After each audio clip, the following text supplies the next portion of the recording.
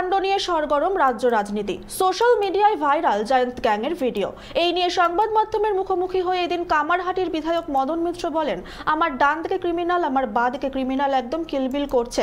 কি করব, তৃণমূল কংগ্রেসের এখন স্ট্যাটাস হয়ে গিয়েছে কে কত ক্রিমিনাল রাখতে পারে। যার দিকে যত ক্রিমিনাল তার পাল্লা তত ভারী। কেন এখনো পর্যন্ত তালতলা ক্লাবে পুলিশ তালা খোলালো না? কেন সিল করে দেওয়া হলো না ওই ক্লাব? পুলিশের হাতে কি এমন কোনো আইন নেই যাতে ক্রিমিনালদের ভেতরে রাখতে পারে? এইভাবেই পুলিশকে দুষলেন কামারহাটির বিধায়ক মদন মিত্র। এদিকে কামারহাটি অঞ্চলে বিভিন্ন জায়গায় জুয়া সাত্তার আসর বসছে, দেখার কেউ নেই। তার কারণ তালতলা স্পোর্টিং ক্লাবে জোর করে বেআইনি প্রমোটিং, পুকুর বোঝানো পয়সা। পুলিশ আমার কথা শোনে না, সৌগত রায়ের কথা খুব শোনে। এখানকার দুটো গ্রুপ, একটা রিন্টুদের গ্রুপ আর একটা জায়ান্তের। রিন্টু কলকাতায় অনেক মন্ত্রীর বাড়িতে চাও করে দিচ্ছে। রিন্টু নিজেই এখন প্রমোটার। আমি সবটা জানি, কিন্তু একমাত্র মুখ্যমন্ত্রীকেই জানাবো তিনি চাইলে। বিভিন্ন অনুষ্ঠান থেকে আমি রাত বেরোতে ফিরি, একলা থাকি। দক্ষিণেশ্বরে বেআইনি কার্যকলাপের সঙ্গে যুক্ত এই সমাজ বিরোধীদের ভয়ে আমি নিজেই ভীত। মুখ্যমন্ত্রীর কাছে নিরাপত্তা বাড়ানোর আবেদন করছি।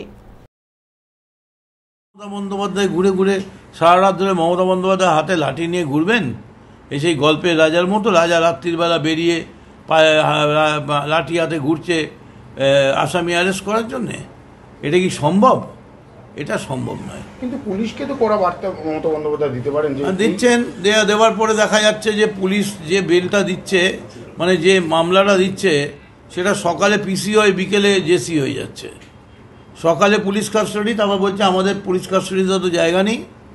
তখন জজ সাহেব, এখন জজ সাহেব যদি জেল কাস্টাডি দিয়ে দেয়, আর 7-10 দিন জেল কাস্টাডি হবার পরেই তারপরেই রিলিজ। আর জেল কাস্টাডি তো মানে দারুণ জায়গা, মানে একদম ক্রিমিনালদের স্বর্গরাজ্য। ওখানে গেলে সবাই সবার বন্ধুত্বের সঙ্গে দেখা হয়, জেলের ভেতর আবার তারা ফিস্ট করে। বলি এই অবস্থায় এই আরেকটা ঘটনা যেটা ছবি ভাইরাল হয়েছে, গুলি চালানোর ঘটনা। একেবারে গুলি চালাচ্ছে, যেখানে জায়ান্ট সিংকেও দেখা যাচ্ছে এবং আরেকজনকে দেখা যাচ্ছে বাপ্পা তাকে গুলি চালানো শেখাচ্ছে। একদম সেটা একদম একটা বাজারের মধ্যে। এক নামে আমি বলছি, আপনারা খালি তালতলা স্পোর্টিং ধরছেন কেন? আমি তো বলছি এই এলাকার মধ্যে, আরিয়াদয়ের মধ্যে আরও ক্লাব রয়েছে যাদের নাম বেরোচ্ছে না, যারা এখানে রাত্রির বেলা প্র্যাকটিস করাচ্ছে। ঘটনাচক্রে দুর্ভাগ্য আমার, সব জায়গাতেই দেখবেন পুজো কমিটির মতো মাথায় মদন মিত্র প্রেসিডেন্ট। সাপের মুকুটের যেমন না, সাপের ফোনায় একটা থাকে না, চুনিপান্না থাকে, মণি থাকে, রত্ন থাকে, সেরকম আমার নামটা হচ্ছে ক্রিমিনালদের মাথার একটা রক্ত হিরে, একটা কমল হিরের মতো। একটা কথা আপনি বলুন তো, তালতলা ক্লাবের বিরুদ্ধে এত অভিযোগ, এত ভিডিও, এত ফটো, তাদের কয়েকজন সদস্যের বিরুদ্ধে এত অভিযোগ, তারপরেও তালতলা ক্লাব পুরো ড্যাং ড্যাং করে দরজা খুলে পায়ের ওপর পা তুলে জমিয়ে বসে কিভাবে এলাকায় দাপট চালাচ্ছে। এই ক্লাবটাই তো সিল হয়নি, এটা পুলিশ কি উত্তর দেবে? আজকে যদি মনমান ক্লাবে বসে গণপিটুনি রোজ চলে বা ইস্টবেঙ্গল ক্লাবে, তো ক্লাবে কি অ্যালাউ করবে পুলিশ? না পুলিশ গিয়ে ক্লাবে তালা দেবে?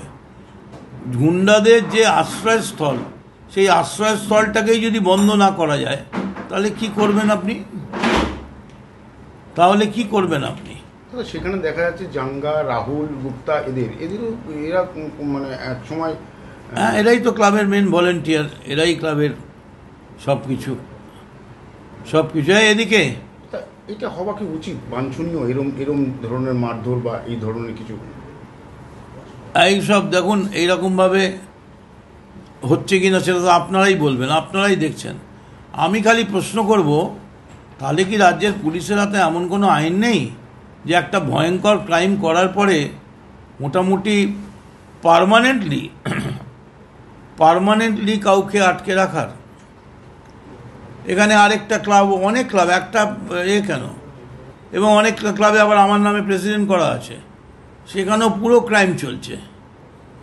তাহলে মদন মিত্র কেন কিছু করতে পারছে? আমি তো ওপেনলি বলছি, প্রত্যেকটা পাড়ায় 7টা চলছে, জুয়া চলছে। আমি তো চ্যালেঞ্জ করছি। পুলিশ কি করছে সেটা আমি কি করে বলবো? আমার তো বলার কিছু নেই। আমার যেখানে বলার মমতা ব্যানার্জির কাছে, আমি সুযোগ পেলে তার কাছে বলবো। Bureau report, channel 24/7।